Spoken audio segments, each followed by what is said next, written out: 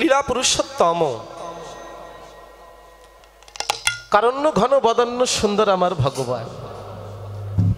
কোটি কোটি কলির জীব কোটি কোটি বছর সাধনা করিয়াও যার চরণ কমল পদ্ম লাভ করিতে পারে না, সে হেন ভগবান আজকে কৃপা করে এই সুন্দর ধোলার ধরণীর তরে অবতীর্ণ হয়েছেন।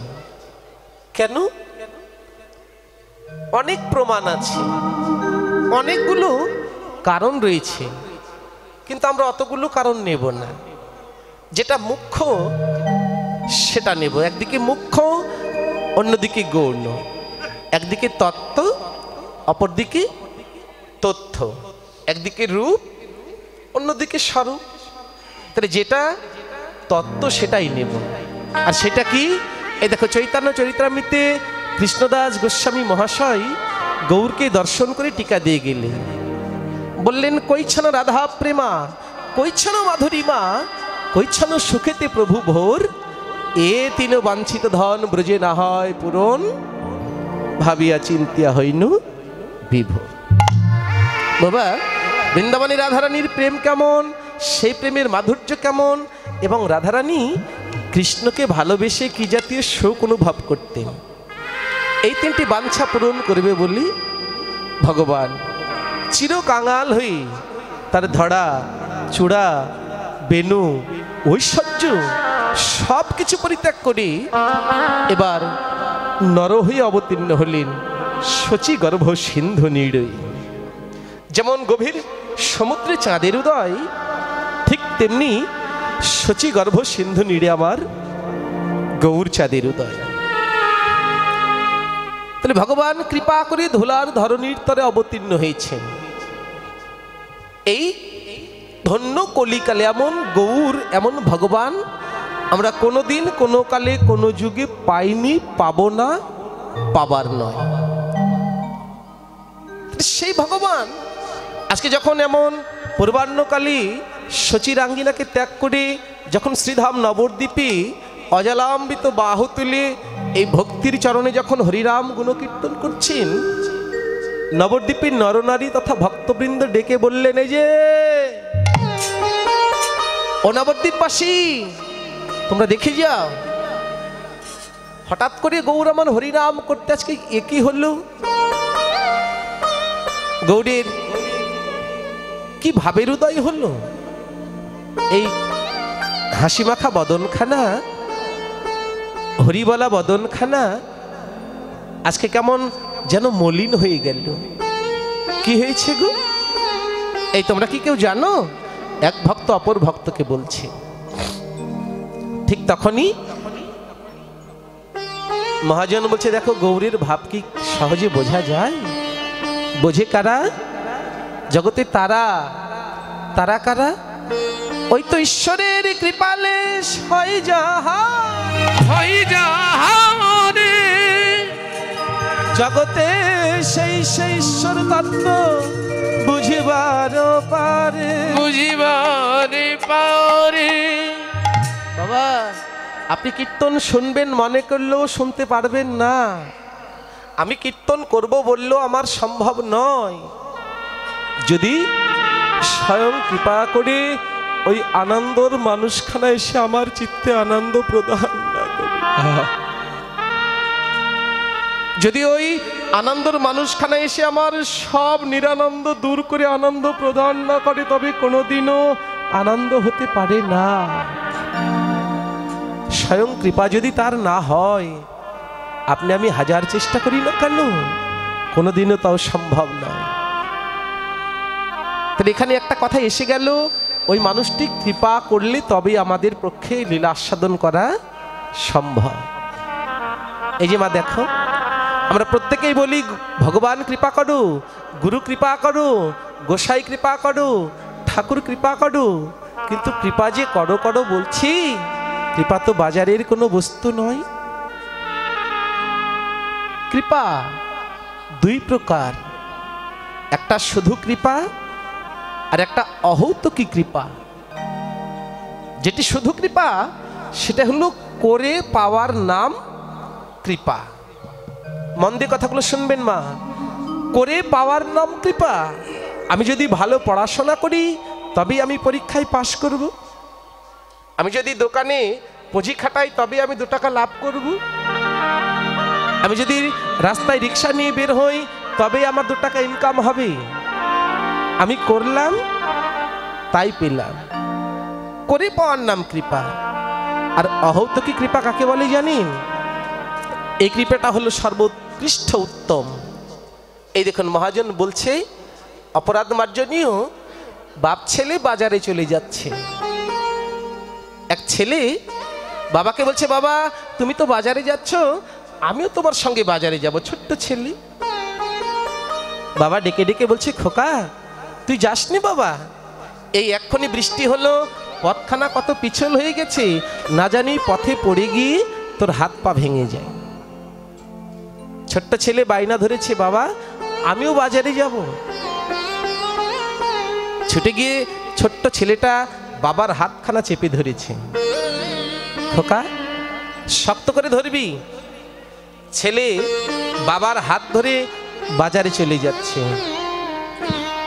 যেতে যেতে যেতে যেতে ছেলে এভাবে রঙ্গমঞ্চের নানা দৃশ্য দেখতে দেখতে কখন বাবার হাত ছেড়ে দিয়েছে, ঠাস করে পড়ে গেছে মাটিতে। বাবা চিৎকার করে বলে উঠলো, খোকা তোকে আমি বললাম তুই আসিস নে, চলতে পারবি নি, পথ চলতে পারবি নি, এই তো গেলি পড়ে। শক্ত করে ধর। আবার হাত ধরেছে বাবার। এই কিছু দূর পথ অতিক্রম করতেই ওই বাবা সামনের দিকে তাকিয়ে দেখে ঠিক তারই মতন আর একজন বাবা, সেও চলে আসছে সন্তানকে নিয়ে। কিন্তু বিষয়টা কি না, যে বাবাটা চলে আসছে ওই বাবাই ধরেছে সন্তানের হাত। ওই বাবাই ধরেছে সন্তানের হাত। এতগুলো পথ অতিক্রম করে চলে যাচ্ছে কিন্তু সন্তান একটি বারও পড়ছে না। তত্ত্বটা কিছু বুঝতে পারছেন মা? অর্থাৎ তুমি এমন আদরে হও, একবার যদি তোমার বাবাই হাত ধরে নেই,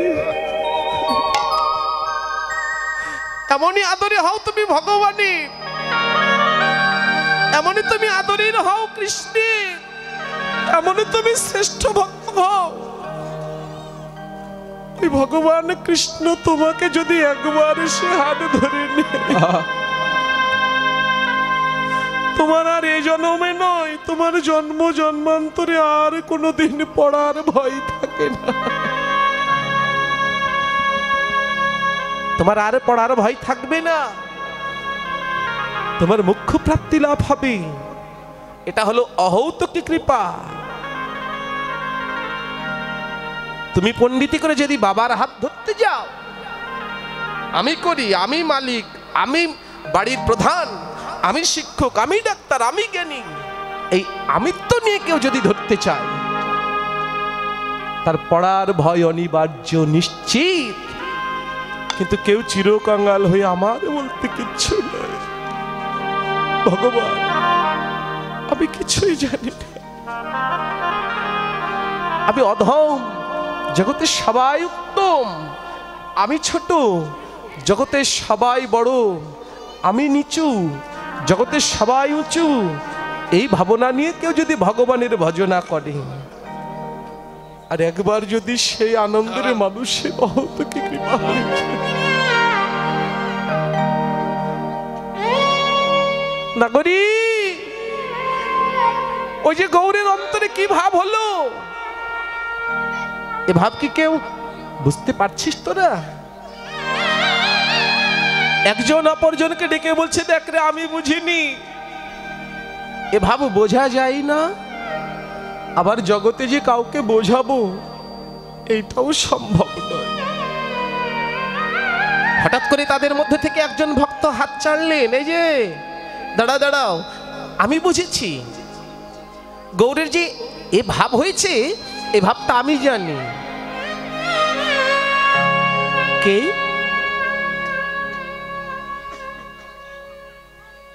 হাত চাড়লেন মুরারি গুপ্ত।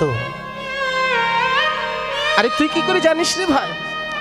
অপর ভক্তরা ডেকে ডেকে বলছে, মুরারি তুই কি করে জানিস? বলে আমি জানবো না? আমি জানি তো, আমি 1টি বছর নয়, আমি 2টি বছর নয়, আমি দীর্ঘ 14টা বছর আমি ভগবানের সঙ্গে ছিল। আমি দিন নেই, রাত নেই, আহার নেই, নিদ্রা নেই, ক্লান্তি নেই, ক্লান্তি নেই, আমি প্রভুর চরণে দাস ছিলাম। 14টা বছর আমি প্রভুর সঙ্গ করেছি, আর 14টা বছর থেকে আমি গৌরের ভগবানের মনের ভাবটা বুঝতে পেরেছি। মা, এই মুরারি গুপ্তই সেই ত্রেতা যুগে ছিলেন বনের পশু বীর হনুমান। মনে পড়ছে? হনুমান যাকে আমরা পশু বলছি, এই হনুমান দীর্ঘ 14টা বছর ভগবানের সঙ্গে বনে ছিলেন। যা বলতেন হনুমান অক্ষরে অক্ষরে পালন করতে। তা যেদিন বনবাস প্রায় শেষ, প্রভাত হলেই আবার অযোধ্যায় ফিরে আসবে,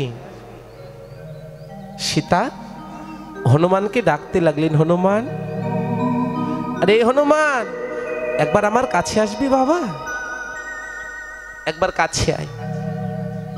হনুমান কাছে এসেছে, করজোড়ে প্রভুর চরণে বসেছে।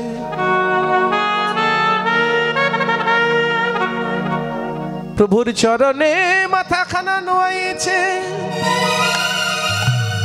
ভগবান, প্রভু, আমায় তুমি ডাকছো? হনুমান বলছেন, আমায় তুমি ডাকছো? মা সীতা বলছে, বাবা হনুমান, যদিও তুই পশু, কোনোদিন তোকে আমরা পশু জ্ঞানে ভাবিনি, আমরা সন্তান জ্ঞানেই তোকে ভালোবেসেছি। দেখ বাবা, এতদিন তুই আমাদের সঙ্গে ছিলি, আমরা তোর আচার ব্যবহারে আমরা মুগ্ধ হয়েছি। এতদিন তুই আমাদেরকে অনেক দিয়েছিস বাবা, আমরা তো চলে যাব, তা যাবার কালে আমরাও তোকে কিছু দিতে চাই। আয় কাছে আয়। এই বলে সীতা ঠাকুরানী তার গলা থেকে গজমতির মালাখানা খুলে নিয়ে হনুমানের গলায় পরাল। সঙ্গে সঙ্গে হনুমান গলা থেকে গজমতির মালাখানা খুলে হাতে নিল। হাতে নিয়ে বারবার নাসিকায় গন্ধ আস্বাদন করছেন।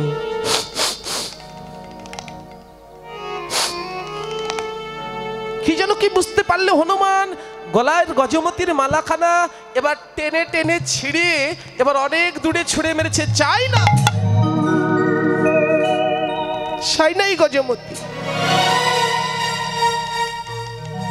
আশ্চর্য হল ভগবান রাম আর মা সীতা। অদূরে দাঁড়িয়েছিল ধনুর্বাণ নিয়ে। লক্ষণ ছুটে গিয়ে ধনুর্বাণ হস্তে তুলে নিয়ে বলছে, হনুমান, এই হতচ্ছাড়া, জানিস এই গজমতির মালার কত মূল্য, কত এর দাম? ছুটে মারছিস কেন? ছুটে গেছে মা সীতার কাছে। মা বলিহারি যাই তোমার বুদ্ধি, তুমি অপাত্রে মুক্তোর মালা গজমতি দান করছো। অপাত্রে তুমি গজমতি দান করছো? আরে বাবা, সে তো পশু, সে বুঝবে কি করে যে এই গজমতির? মা সীতা হনুমানের মাথায় হাত দিয়েছে। বাবা, একবার বল না, তুই কেন ছুরি মারলি? তোর যদি এটা পছন্দ না হতো আমায় বলতি, আমি তোকে অন্য কিছু দান করতাম। তুই যদি ভগবান হতে চাইতিস আমরা তাও তোকে দিয়ে দিতাম। বল না, তুই কেন ছুড়ে মারলি? হনুমানের প্রেম দেখো মা। এই জন্য শাস্ত্রে বলে, জগতে ভক্তি যার ভগবান তার, সর্বশাস্ত্রে কয়। ভক্তি না থাকলে ভগবান দেখিলে কি বা হয়? তোমার অন্তরে যদি ভক্তি থাকে তাহলে ওই যে মাটির মূর্তি দেখছো তাকে আর মাটির মূর্তি বলে মনে হয় না, তখন ওই নির্ময় মূর্তি থেকে তখন চিন্ময় রূপ ধারণ হয়। আর যদি অহংকারে নয়ন দিয়ে তুমি দর্শন করো, তাকে মাটির মূর্তি বলেই মনে হয়, তাকে দেখে তোমার প্রেম ভক্তি জাগ্রত হয় না।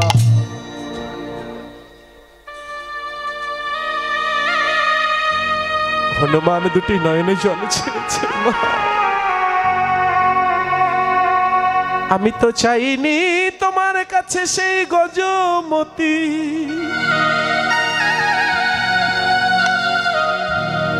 তুমি জানো মা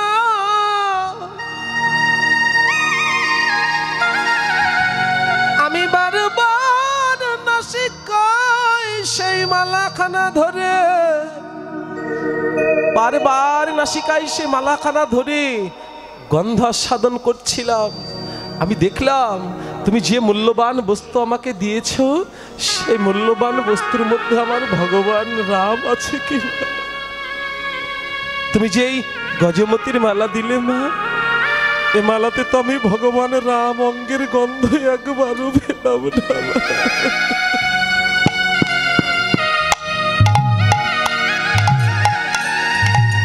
হরে হরি হরে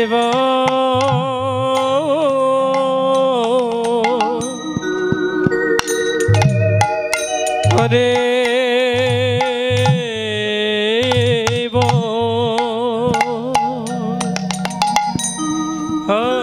মা, তাই যদি তুমি দিতেই চাও তাহলে ওই গজমতি নয়, ওই গজমতির মালা থেকে গজটাকে বাদ দিলে শুধু থাকে মতি। যদি পারো মা ওই প্রভু রাম নামে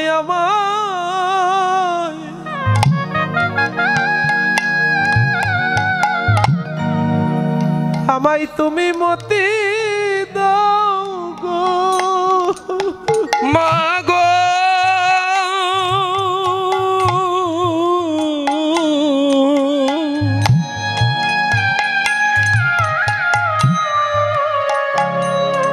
প্রভু রাম নামে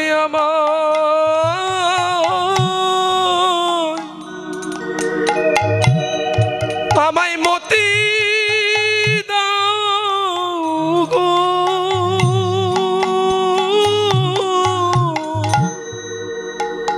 কভু যারা যেন মতি ছাড়া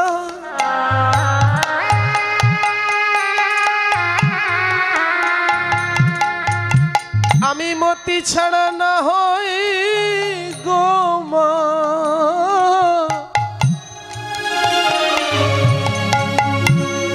আমায় রাম নামে তুমি একবার মতি দাও গো। আমি মতি ছাড়া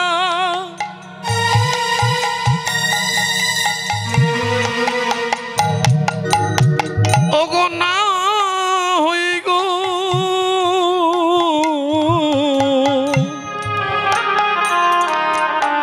প্রভু রাম নামে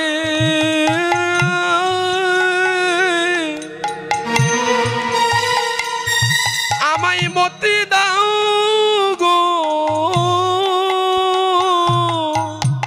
মা, জগতে শুনেছি জীবের সার্থকতা, কেউ যদি কৃষ্ণ প্রাপ্তি হয়ে যায়, ভগবান প্রাপ্তি হয়। বহু কষ্টে আমি তোমায় পেয়েছি। ওই আমি বিষয় বাসনা, আমি শুধু যে হনুমান তা নই, আমি রাজার পুত্র, আমি পবন পুত্র, আমি সব কিছু ঐশ্বর্যকে পরিত্যাগ করে চিরজনমের মতো কাঙাল হয়ে তোমায় পেয়েছি। তুমি আবার আমাকে সেই ঐশ্বর্য দিয়ে ভোলাতে চাচ্ছ না? যে ঐশ্বর্য ছেড়ে আমি তোমার কাছে এসেছি, সেই ঐশ্বর্য দিয়ে তুমি আমায় ভোলাতে চাইছো? না না না না না, যদি তুমি ভোলাতেই চাও, যদি তুমি দিতেই চাও, তাহলে শুধু আমায় মতি দাও। আমি যেন তোমার নাম করতে পারি, আমি যেন তোমার নাম ভুলে না যাই। জীবনে মরণে শয়নে স্বপনে আমি যেন তোমার নামটাই করতে পারি। আমি জীবনের সব দায়ভার তোমার চরণে দিয়ে দেব। হনুমানের এহেন ভক্তি দর্শন করে, এহেন প্রেম দর্শন করে একটু আশ্চর্য হলেন লক্ষণ। লক্ষণ বলেছিল, হনুমান, সৃষ্টির শ্রেষ্ঠ জীব হলো মানুষ। মানুষের 50 গুণ, দেবতাদের 60 গুণ, আর 64 গুণে গুণান্বিত আমার ভগবান। এই 50 গুণ থেকেও এতগুলো মানুষ যে ভক্তি প্রদর্শন করতে পারে না ভগবানের প্রতি, আজকে তুই ভগবানকে পেয়ে সেই ভক্তি দেখাচ্ছিস। আরে বাবারে, সেই ভক্তিটা কি একবার দেখাতে পারবি? হনুমান বললেন, শাস্ত্রে শুনেছি, মৌকং করতি বাচল ভঙ্গলঙ্ঘুয়েতে গিরি যত কৃপাহং তম বন্দে ওই পরমানন্দ মাধব। মাধব, যদি মাধবের কৃপা হয়, জগতে যারা নাকি অন্ধ তারা নাকি নয়নে দেখতে পায়। যদি মাধবের কৃপা হয়, যারা বোবা তারা নাকি কথা বলতে পারে। যদি ভগবানের কৃপা হয়, যারা খোড়া তারাও নাকি গিরি পর্বত পার হতে পারে। ঠাকুর লক্ষণ, যদি আমার প্রভুর কৃপা হয়, আমি পোষ্য হনুমান, আমি সেই ভক্তিটা দেখাতে পারি। আরে বাবারে, বড় বড় গল্প না দিয়ে দেখা দেখি। যেই বলেছি হনুমান, ওই সন্নিকটে যে যুগল মূর্তি বসেছিল তার চরণে আত্মনিবেদন করে দিয়েছে ভগবান। তুমি নাকি ভক্ত বাঞ্ছা কল্পতরু, তুমি নাকি ভক্তাধীন ভগবান। শুনেছি হিন্দু ধর্মে, সনাতন ধর্মে কোন জায়গায় কোন গ্রন্থে লেখা নেই ভগবানের অধীন ভগবান ভক্ত। কোন জায়গায় লেখা নেই ভগবানের অধীন ভক্ত। সব শাস্ত্রে নাকি লেখা আছে ভক্তের অধীন ভগবান। তাই যদি হয়, আজকে তুমি এই ভক্তের মানটা একটু রেখো। প্রভুর চরণে প্রণাম জ্ঞাপন করে হনুমান তার বড় বড় নখ দিয়ে এই বুকের মধ্যখানা যেই চিরে দেখালেন হনুমানের হৃদয় মন্দিরে, হনুমানের এই হৃদয় মাঝে প্রভু রাম সীতা আসন করে বসে রয়েছে। মারে, আপনারা তো ভগবানকে রাখেন বাড়িতে, ভগবানের জন্য আলাদা একটা ঘর করেছেন, সুন্দর পালঙ্ক করেছেন, তাতে বালিশ বিছাইছেন, চাদুয়া দিয়েছেন, মশারি দিয়েছেন, সেজ বিছাইছেন, ফুল জল দিয়ে সেবা করছেন। কিন্তু হনুমান তোর বাড়ির মধ্যে নয়। আবার যদি বলেন বাড়ির মধ্যে নয়, তাও ভুল। হনুমানও তার বাড়ির মধ্যে রেখেছে, হনুমানও তার এই দেহ বাড়িতে রেখেছে, দেহ ঘরে রেখেছে। দেহ ঘরের হৃদয় মন্দিরে প্রভুকে আসন পেতে দিয়েছে। প্রভু জগতে তুমি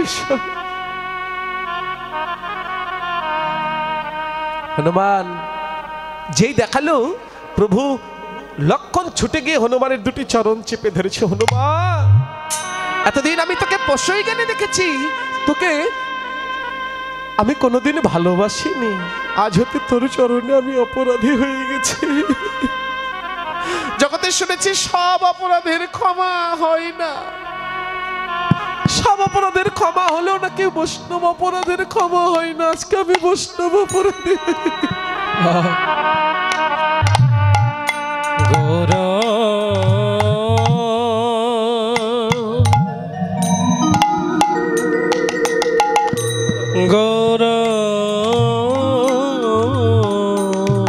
হনুমান, সাই বাবা, আয় তুই কি চাস বল। মা হনুমান যেই বললেন, প্রভু দিতেই যখন তুমি চাও, তখন আজকে আমি তোমার কাছে চাইবো। জানি ভক্তরা কোনোদিনই তোমার কাছে ধন জন ঐশ্বর্য চাই না, তবে আজকে আমি তোমার কাছে চাইবো প্রভু। আর সেটা কি? আমি আমার নিজের জন্য নয়, আমি আমার মার জন্য কিছু চাইবো, তুমি আমাকে দেবে। এই দেখুন মা, জগতে আমরা সন্তান জন্ম দিয়েই পিতামাতা হয়ে যায়, কিন্তু না, সন্তান জন্ম দিলেই যে পিতামাতা হওয়া যায় সেটা না, এটা ভুল। তাহলে কি? জগতে সেই পিতা, জগতে সেই মাতা, যে পিতা তার সন্তানকে বিশ্ব পিতার সঙ্গে মিল করে দিতে পারে, সেই হলো পিতা। সুনীতির কথা শোনেননি আপনারা? ধ্রুব মহারাজ সুনীতির গর্ভে জন্ম নিয়েছিলেন। সুনীতি ধ্রুব মহারাজকে ভগবান দর্শনের জন্য পাঠিয়ে দিয়েছিলেন, যা বাবা।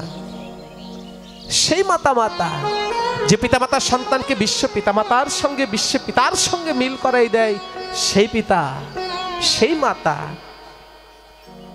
এতদিন আমরা শুনেছি পিতামাতা সন্তানকে ভগবান পাবার পথ দেখায়, কিন্তু কোন বংশে, কোন ঘরে যদি একটা কৃষ্ণ ভক্ত সন্তান হয়, সে সন্তান শুধু পিতামাতাকেই উদ্ধার করতে পারে না, তার পূর্বপুরুষদের, 14 পুরুষদেরও উদ্ধার করতে পারে।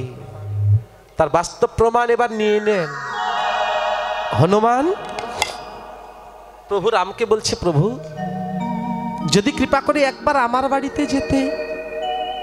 কেন রে? ওই তো আমার জনম দুঃখিনী মা অঞ্জনা, একবার তোমায় দেখে তার নারী জনমটা সার্থক করতে প্রভু।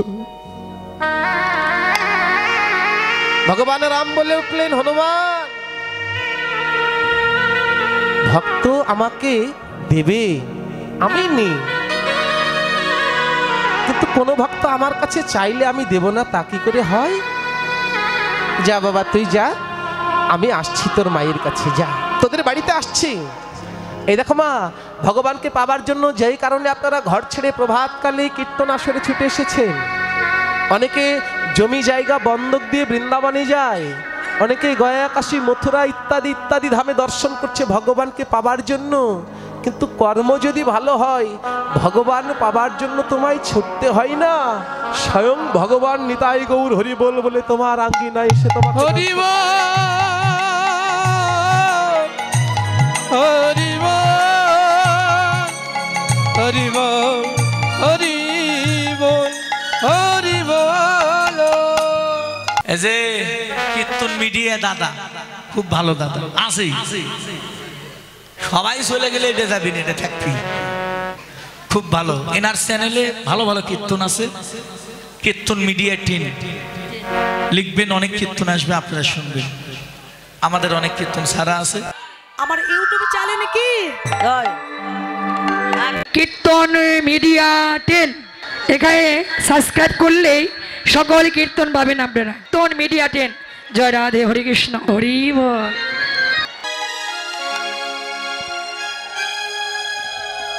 দাদা অনেকদিন পর পেয়েছি, কিন্তু পিছনে হয়ে গেলেন দাদা, সামনে ভক্ত তো, একটু সামনে আসুন দাদা। হ্যাঁ, বড় করে নিয়ে অনেকদিন পরে পেয়েছি, আমার খুব কাছের ইউটিউবের দাদা, খুব ভালোবাসি ওনাকে।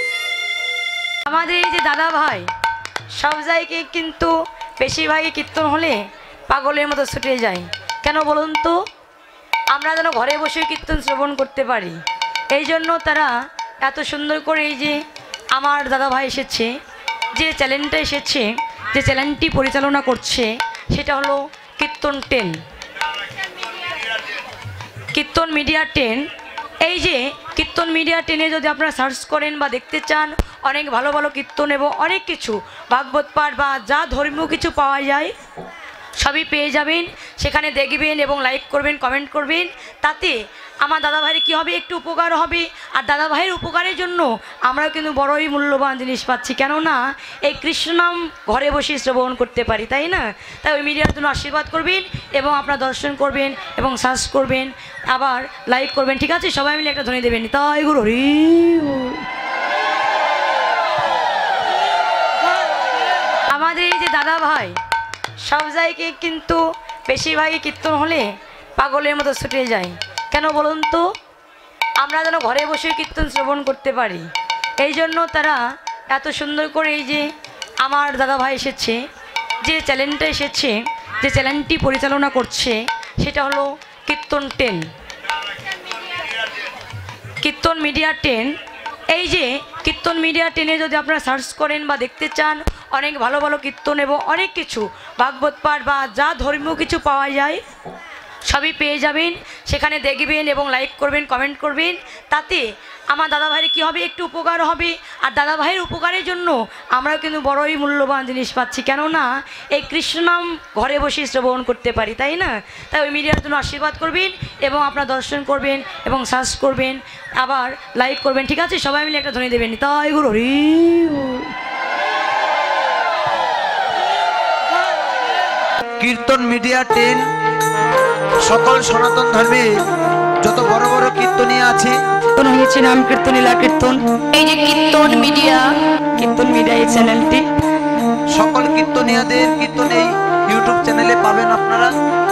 সনাতন ধর্মীয় অনুষ্ঠান ইউটিউব চ্যানেল কীর্তন মিডিয়া, আপনারা সাবস্ক্রাইব, নতুন নতুন কীর্তন আপনারা সাবস্ক্রাইব করবেন এবং অষ্টকালীন নীলা কীর্তন, গীতা পাঠ, মহানাম যজ্ঞ অনুষ্ঠান, এক নাম নীলা কীর্তন, আপনারা সকলেই ওই চ্যানেলে সাবস্ক্রাইব করবেন। গীতা পাঠ, ভাগবত পাঠ সকল কিছু এই চ্যানেলে দেখতে পাবেন এবং সকলেই দেখবেন এবং বেশি বেশি করে শেয়ার করবেন, যেন সকলের মাঝে দাদা আরো ভালো ভালো কীর্তন আপনাদেরকে উপহার দিতে পারে। কীর্তন মিডিয়া সকল ভক্তগণই এই চ্যানেলটি দেখবেন। হ্যাঁ, তো হরি বল, হরি বল, হরি বল।